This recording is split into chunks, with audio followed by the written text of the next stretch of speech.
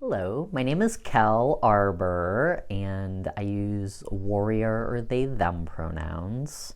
I'm a harm reduction educator with Vermont Cares. We serve folks living with HIV and folks that are using injecting drugs.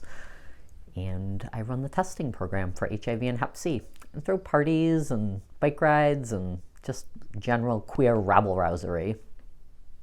A group of people that are really at the crosshairs of a lot of stigma, and we know that stigma breeds sickness, keeping people jumping through hoops and with barriers to accessing basic needs like healthcare or being able to report violence when they've been violated in their workplace. And we need to be able to keep all of our Vermont neighbors safe. I feel like Vermont does neighborhood in a way that a lot of other places don't, that neighbors really care about each other.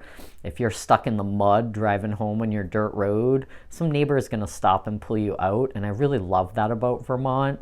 And there's this sense of we love everybody that's here, even if we don't support your lifestyle. Like, there's things that are kept very private. And then there's things that we outwardly talk down upon or outwardly go out of our way to hurt groups of people. We have all these old morals in our communities, but again, that's not where we're at anymore. We have incredibly diverse, incredibly creative communities around us.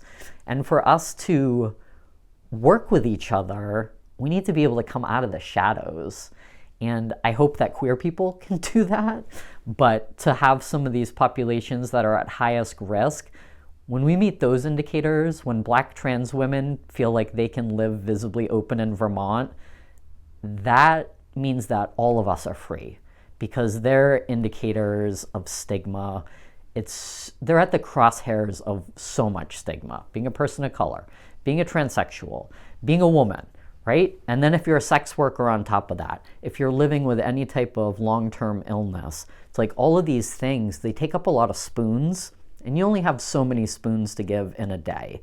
So to be able to support on the structural side and put some easement into people choose sex work for all sorts of reasons. There's not like a cookie cutter image of what a sex worker is or what sex work is. And it is our choice what we do with our bodies. That is a basic human right. That what I do with my body, if I'm not harming other people, that's my choice.